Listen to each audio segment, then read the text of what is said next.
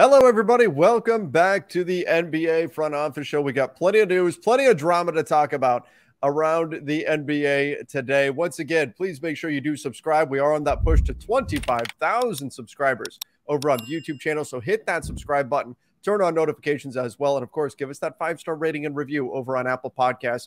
Great way to help out the show. I'm Trevor Lane. You can find me on Twitter at Trevor_Lane, joined by Keith Smith at Keith Smith NBA. Keith, we've got a lot to talk about. One of the things that just seems like it will not go away, James Harden maybe going back to Houston this summer. This is from Adrian Wojnarowski saying that this is a real thing that really could happen, I guess, but the timing is still odd because the 76ers are very much alive in the playoffs, are in the midst of this push here in the postseason, and yet we're still talking about where James Harden's going to be in a few months. Yeah, and I thought the quote that he said is James Harden's future is very unclear in Philadelphia. Houston is very much in play for him, so a couple varies in there. I think a lot may depend on, do they make a run and win, and it's easy to pay him long-term big money, or he just wants to be back in Houston, and win or lose, he goes. Or it's maybe dependent on the team's success, but it's going to look different. So, yeah, that's, I mean, like you said, it just won't go away. And yeah. We have both learned, and we repeat here often, when a story keeps coming up, there's usually something to it, right? It's just, when it doesn't go away and nobody puts it to bed, that's probably because there's something there. And, people talk a lot about how he loves Houston and loves being there and spends a lot of time there when he's got time off from the NBA, or just at least from the 76ers. And that he still works out there a lot, still works out at the team facility, which is funny. I saw somebody, it was one of the shows we did where we talked about this. Somebody put it in the comments, and just then we moved on, and I never went back to address it. That's not all that uncommon. I know that may seem weird, but players will work out at team facilities if they live in that area. It's just, that's just kind of one of those things where it's like, they're going to have everything you need. So, right. And they have access per NBA policy during the off season. You have access to any training. If you're an NBA player, you have access to any training facility you want to go to. So if you happen to live in Orlando during the off season, you can go work out at the Magic's training facility, even if you play for the Portland Trailblazers. It doesn't matter. You can go to any of them.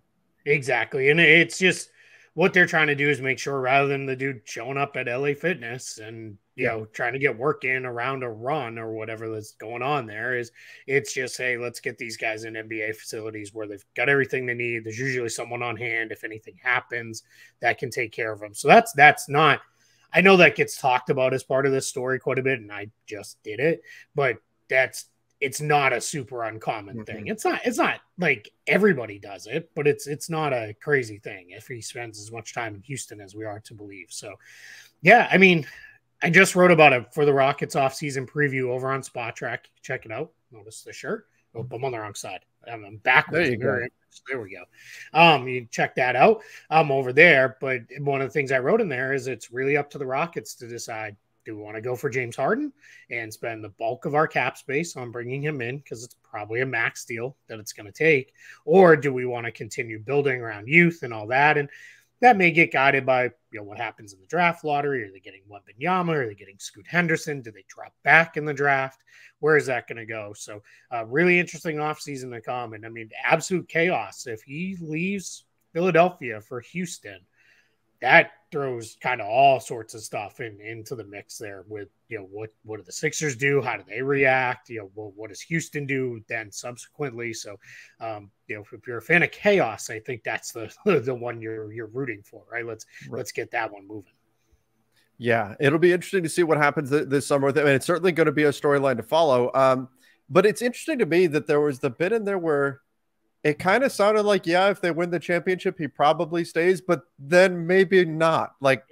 It may not matter what the 76ers do here in the postseason. And look, I'm all for hey, you really want to work in a particular city, go work in that particular city if you have the opportunity to do that. But it's just interesting that it's not even, hey, the 76ers could win a championship. That may not be enough to guarantee that he stays, or maybe it is. We just really don't know. And I think if you're Philadelphia, rather than have it be something along the lines of,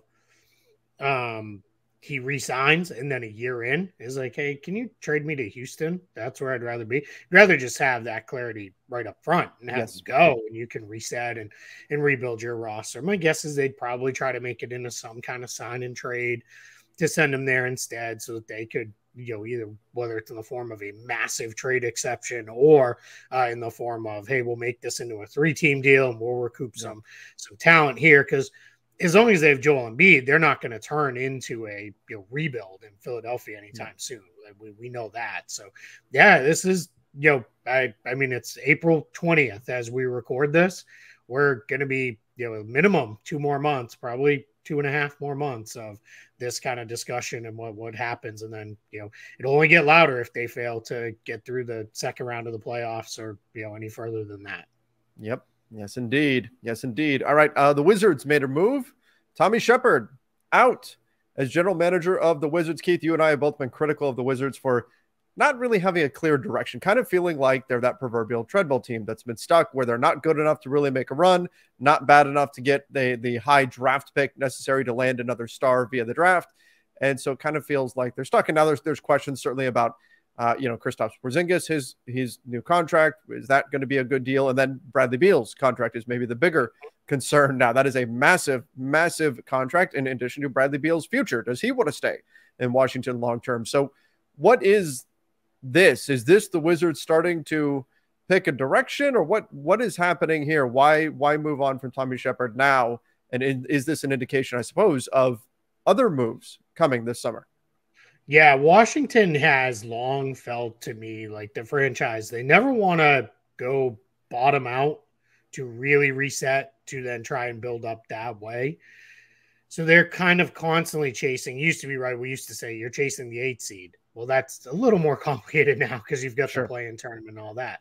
But it seems like they are very content to live in I call it the 6 to 10 range, right? Kind of just in the playoffs or in the play-in tournament range there. And that seems like that's kind of where they just are happy to exist. We'll, play in the postseason. We'll make the playoffs, more often than we don't, but we're never going to go quite all in to really make a full push.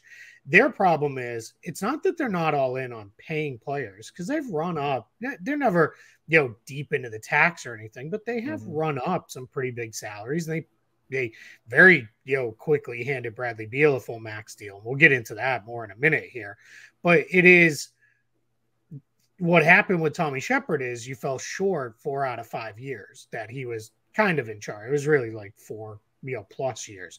And when that happens, you're not going to get many more chances, right? And this is, I think, Ted Leonsis, the owner of the Wizards, saying, nope, you didn't get us to the playoffs, so we're moving on to somebody else. Now, my worry is what's going to change, right? Who's the next guy? And is that guy going to have the kind of autonomy to say, we have to change this? Because we've talked about it a little bit. Kristaps Porzingis, free agent. Kyle Kuzma, free agent.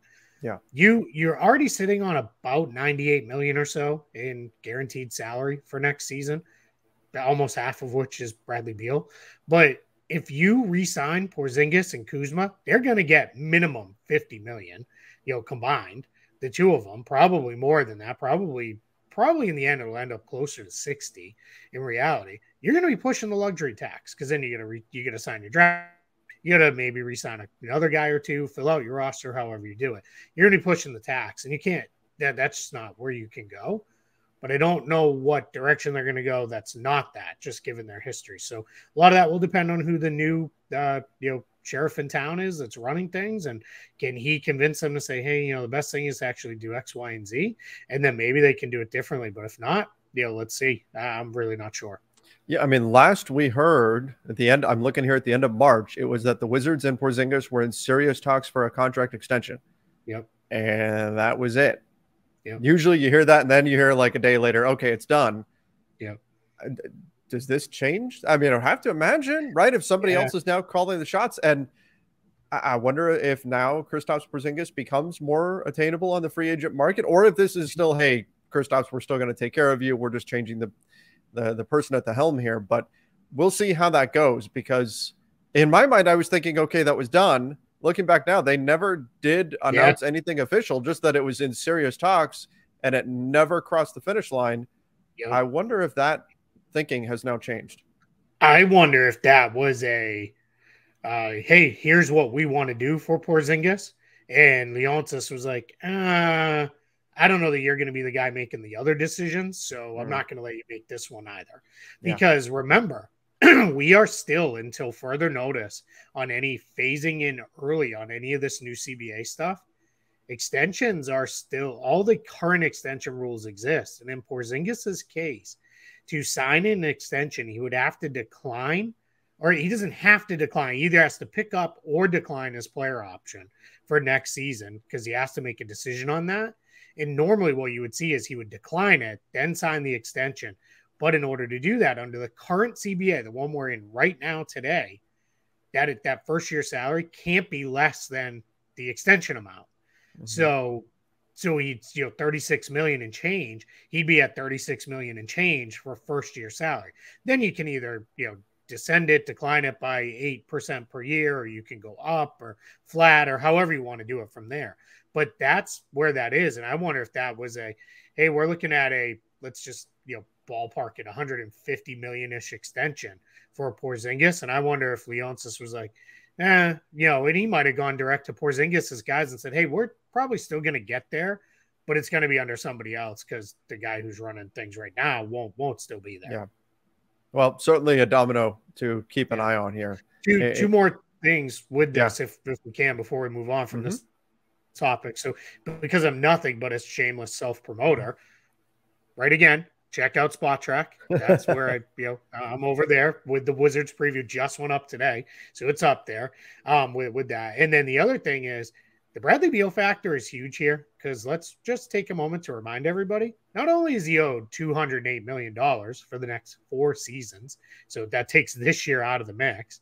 4 seasons, $208 million. If that's not staggering enough, let's just remind everybody, Bradley Beal has the only full negotiated no trade clause in the NBA. That's right. So even if you said, hey, Team X really, let's just say the San Antonio Spurs are like, Bradley Beal's the guy we're going to rebuild around. Bradley Beal can say, nah, I'm good. I'm staying here. I don't want to go. That's not where I want to be. And just so we're really clear on that, that's not a one time he can block a trade. He can block every single trade until he agrees to it. Now, if he gets traded somewhere, that no trade clause goes away. It no longer exists. But as long as he's on the Wizards, he could block every single trade opportunity all the way until the end of his contract, which is, again, 4 years more to run on that at $208 million. So good luck to whoever comes in next. You've got some stuff to work around. I'll step a little bit on my piece. I compared it to, I watch way too much HGTV. It's nice background noise, like when you're doing other things sometimes. Yeah, it's great when you have family over because you can just throw that on and it's just bland and whatever. And no one's it's not gonna cause an argument, right? Exactly. Other than a fun one of like, oh, that's a stupid decision or that's a dumb ball color or whatever.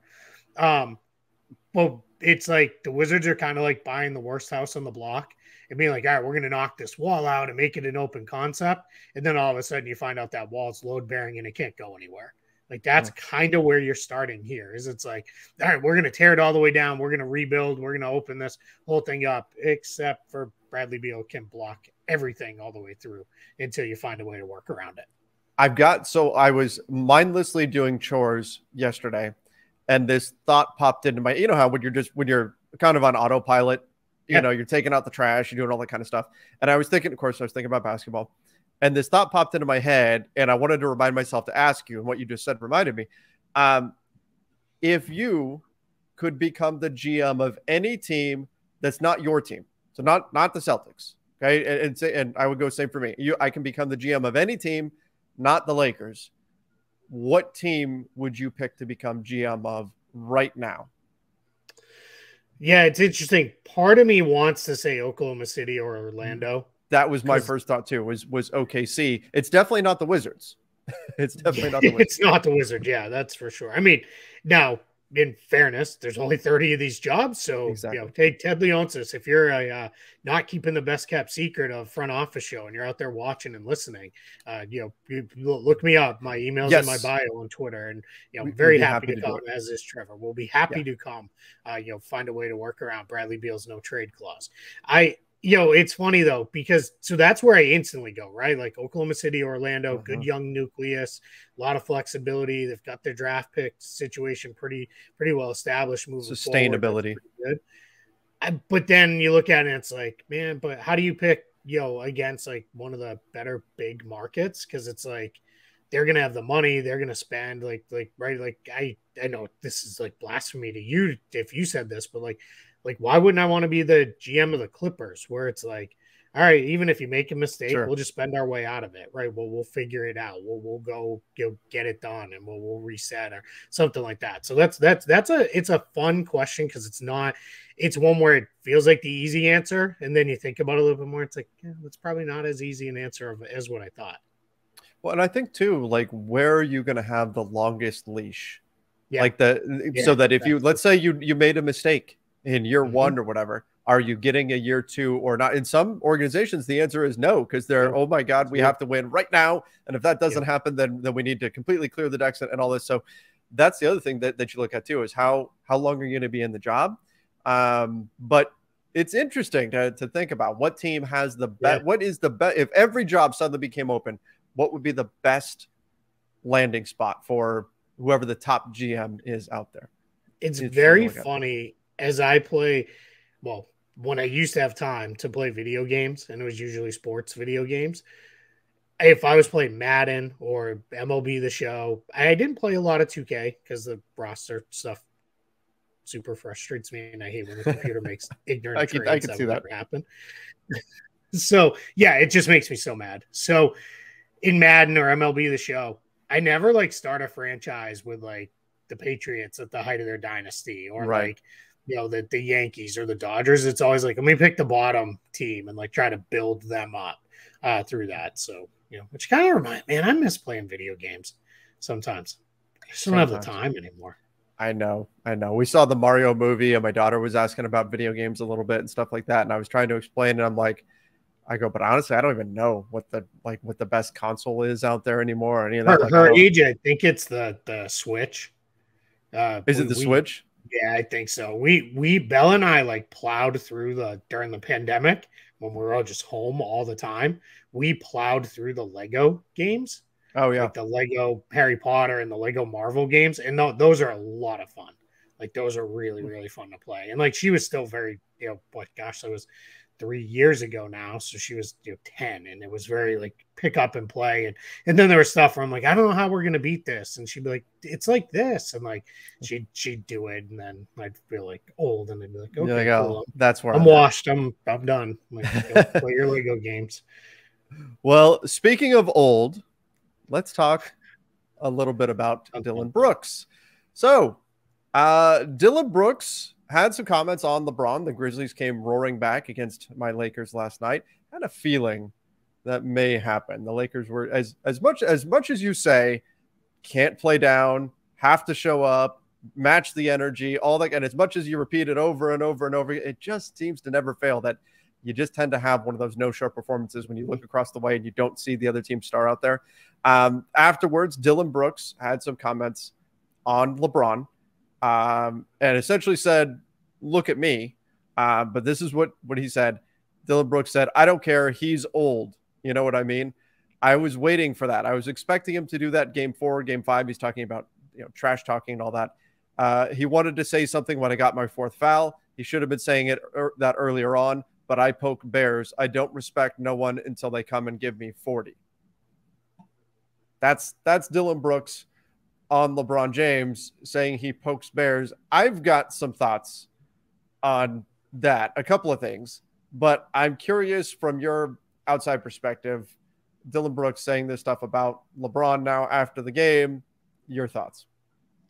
History has told me that LeBron's going to be the one poking the Bears, and it's going to be Grizzly Bears in the next game, and it's probably not going to go well for Dillon Brooks. Like I remember the Celtics basically going in and saying, like, this Heat team never became what it was supposed to be, and we're shutting this down right now. And then LeBron, game 6 in Boston, without changing facial expressions, didn't smile, didn't glare, nothing. He was just completely stone-faced the entire game. I'm pretty certain never broke a sweat. Absolutely destroyed them. And just don't. It's just a bad idea. Like, that's the basketball side of it. Like, just don't.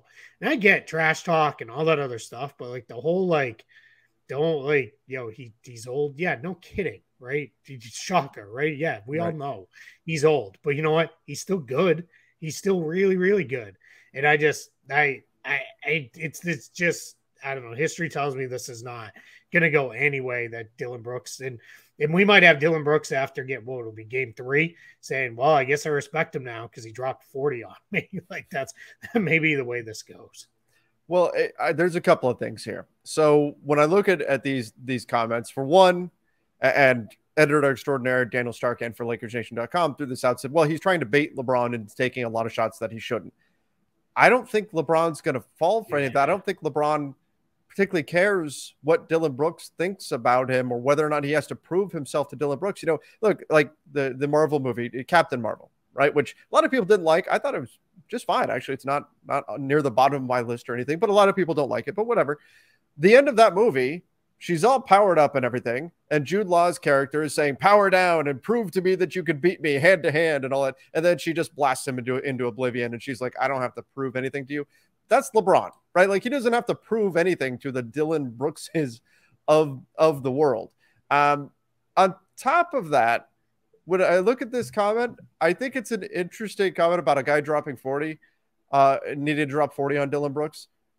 I really think in this series, the Lakers' best defense is Dillon Brooks' offense. Like, the Lakers are damaged by Dillon Brooks getting into foul trouble and going out. The Lakers should be arguing against fouls being called on Dillon Brooks to keep him in the game, because his wayward shooting is a big part of the Lakers' defensive game plan, and they become a better offensive team when Dillon Brooks is off the floor. He's a good defensive player. There's no question. But that's the guy that's talking, where Lakers fans are upset when he gets put on the bench, when he gets in foul trouble. We're saying, no, don't put the foul on him. Put it on somebody else. I think it's funny that's the guy that's doing the talking. Again, the Lakers' best defense is Dillon Brooks' offense. And yet here we are, where he's the one calling out LeBron James. We'll see if LeBron has anything extra for him. I'd have to imagine, though, LeBron doesn't care and probably would be, as long as the Lakers win game 3, that's all he cares about. If LeBron puts up 20 and 10, he's just as happy as if he puts up 45 and proves Dillon Brooks wrong. As long as the end result is a win, I don't think he cares. Yeah, I look at it as LeBron is unhappy if he scores 50 and they lose. Yeah. He's happy if he scores 10 and they win, but he'll be really happy if he scores 50 and they win. Yeah. Like, and it's, he can still make that happen, right? So that's where, I look at this. And it's funny with Dillon Brooks, because part of what you have to live through when you play a guy like him in a series is probably, if this goes 7 games, like I think we both thought it might, if it goes 7 games, Dillon Brooks is going to have an awesome offensive game, because that's what guys like Dillon Brooks do. They have, he'll have one out of every 6 or 7 games are great, and he'll have a game where he hits, 8 of 9 3-pointers or something, and he's, chirping all over everybody. And it'll probably be because of that, when he plays like that, Memphis tends to win. But yeah, it's funny. I think with some of these guys, you need players like this that have that confidence, and they're going to talk and they're going to lift everybody. But you can also go way too far with it too, where it's just, like you said, I poke bears. Well, probably that's not the bear I would poke. Like, go talk trash to Troy Brown Jr. or something. Like, what are you doing? No disrespect meant to Troy Brown Jr., but like, yeah, if he comes out with like the mindset of, I'm going to beat you now and I'm going to take 25 shots in game 3, please, right? It's almost the inverse of what you said, right? So, but LeBron, that's not, I don't know. That's just not the guy I want to talk to. I feel like that's going to go very, very poorly. Agreed. And now we have to wait till Saturday to see what ultimately happens there. All right, let's move on and let's talk a little bit about the Golden State Warriors. The Warriors are not thrilled with Draymond Green's suspension. By the way, that whole comment of I poke bears, like, bears will tear you to pieces. There's a reason why that saying exists. Saying, I don't think you should be proud of saying I poke bears, but in any event. Do you ever wonder, like, I like to wonder where sayings like that come from. Yeah. And I always wonder, is it like, is it a, did someone like back in olden days, like go up to a hibernating bear and like poke it. And it was like, hey, remember when, Jerry poked that bear and that bear ripped his face to shreds and ate him? Like, that's why we say don't poke bears. Like, I love that you go olden days and his name is Jerry. Yeah, I couldn't I was struggling to think of like an olden days name that wasn't gonna make me sound like a complete like idiot. So I don't know. I went with Jerry. Maybe that's why there were no Jerrys in olden days, because they were all poking bears and getting eaten by bears. The Knight Sir Jerry. Yep. Poke the bear. Yep. Anyway, back on topic. Wow, this went way off the rails. The Warriors, they're upset that Draymond Green got suspended. They're mad at the NBA for it. You and I both said we thought it was justified. But the Warriors feel like Domantas Sabonis is getting away with some things in the post that would necessitate a reaction, and that because he's getting away with that stuff, that's what created the reaction from Draymond Green. So they're upset with the NBA for that. I'll be honest, I haven't been watching every post possession to where I can say with certainty that Sabonis hasn't been getting. I'm sure Warriors fans could tell me more about that. Maybe I'll talk to Light Years Pod, who's on network with us with Blue Wire, and get their take on it. But I haven't specifically seen Sabonis getting away with murder in the post or anything like that. Maybe it is happening. I haven't specifically been looking for it, but that's the Warrior stance. They're upset. They feel like this is unfair, that the NBA should not have suspended Draymond Green. I mean, I guess they should feel that way, but I just haven't, like, he stomped on a dude's chest. Like, even if Sabonis is getting away with pushing a little bit in the post, that doesn't make it okay to go Stone Cold Steve Austin on somebody. I think this is Steve Kerr dipping into one of his coaching mentors, Phil Jackson. Let's do a little bit of pregame through the media, right? Let's start. We're going to put it there. Sabonis has been, since he came into the league, he's what I like to call an elbows high rebounder. So he comes down, elbows high, and he's not, afraid to swing him a little bit. And a lot of guys will do that because they know one, it gets guys off you, right? And two, you're rarely going to get called for it because it's, if you're the defender, what he's sticking your face in there for anyway.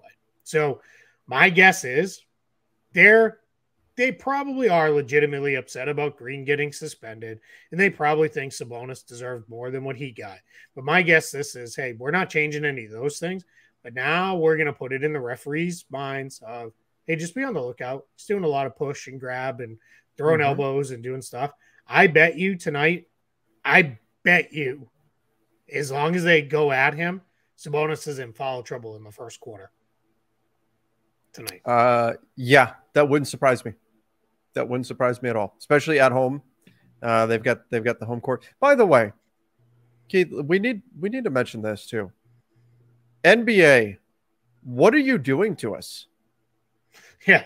Sacramento Golden State tips off 30 minutes before Suns Clippers tonight. Yeah. Like, I get it. Not good schedule. I'm gonna put both games on. I'll put one on my laptop, one on my TV, or something like that. But that's brutal.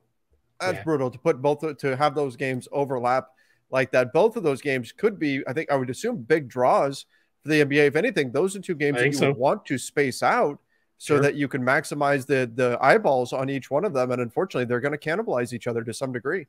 Yeah, it's it's definitely going to be tough for sure. It's like too serious, especially, I mean, Warriors Kings is now everybody's interested, right? So that's going to be like a thing. And then, and then we'll see from there. So I'm not a big fan of it either with that. Now, the good news is, at least, in that late window here for me on the East Coast, hopefully at least one of those games is good, because nothing true. It's weird. I used to say nothing sucks more than when the late game stinks in a playoffs, but now you just go to sleep. I just go to bed. Yeah. I'm just going to call it a night and go to bed. And every once in a while you miss something crazy and then watch it in the morning. But yeah, so maybe it doesn't stink, man. Maybe I don't know. Again, I'm old. I'm old and watched. And then every once in a while you say you're going to go to bed, and then Kevin Durant gets traded at 1:30 in the morning. You just never know. You're doing a live show till 3:30. You're doing a live show. that was a landmark day in the front office show. Yeah. Well, and I'm hoping we have some crazy offseason stuff. And That's right. Another one. Yeah, that's right. Mike Brown officially wins Coach of the Year. In fact, the first unanimous Coach of the Year ever. And look, I tend to say this about Coach of the Year award. It usually goes to whatever coach's team exceeds expectations the most. That tends to be the qualifier. It is you have to be on a team, be coaching a team that exceeds expectations, whatever those expectations were going into the season. And the Kings did that and then some. They've played great basketball. They've taken things to another level. They've been a lot of fun to watch. And I think this is very much deserved. I have no issues with this whatsoever. I'm not surprised that Mike Brown got it. And I think this is the correct decision 100%. Yeah, I don't really have anything to add because I'm with you. He didn't just squeak the Kings into the playoffs, which that probably alone would have been enough. I mean, they were confidently in the playoffs or I guess comfortably in the playoffs is a better way to put that. And yeah, well deserved, well earned. All right, last thing, just a little bit of a NBA calendar thing here. Sunday is the deadline for early entries to declare for the NBA draft. Like, we already have a pretty good sense of the top guys and everything that are in the NBA draft, but this is an opportunity for other players to kind of get into the draft, get their name in. They'll have opportunities to withdraw should they decide, should they go through part of the process and say, you know what, well, this isn't really working out, or we don't have the draft stock that we think that we're going to have. You can go ahead and still withdraw from the draft, but this is the deadline to go ahead and declare.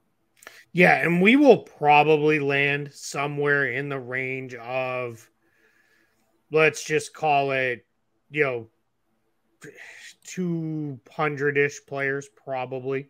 Yeah. That is generally, where we land fully is, 200, maybe even more. Might end up closer to 300 because what happens is guys are now kind of incented to declare and then kind of go through the first stages of the process, see where they're at, and then pop back out into college. And then international players, they are under the same deadline. So this deadline is the same for everybody.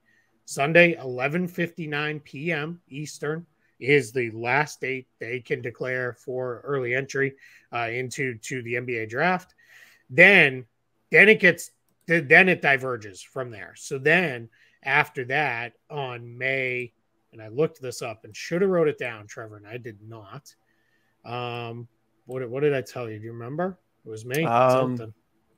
I thought it was the end of May. May 31st. That's what it was. You're right on it. May 31st for NCAA players, so college players only.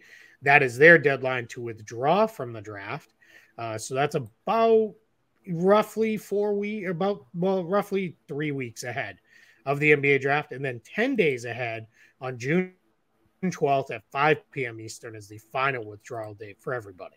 So we're kind of working on 3 different dates right now. So we've got that May 23rd, or rather April 23rd, this Sunday, 11:59 Eastern. We'll have at least the first picture of everybody who may be in this year's NBA draft class. And remember, we're still in weird spots where some seniors still have to declare because they've got extra years because of the COVID stuff and all that. So we're still seeing some guys where it's like, I thought that guy was a senior.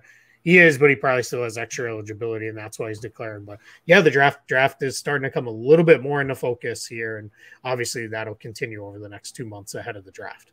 That's right. Before we know it, it's going to be draft day. Yeah. I'm going to be having my yearly tradition of watching the movie Draft Day, even though it's football based, and we'll have a good time throwing in quotes from that show and everything and all that. Tons to talk about there, but we've got the playoffs right now, so we'll continue to focus there. We will have some draft coverage and stuff, some content coming out.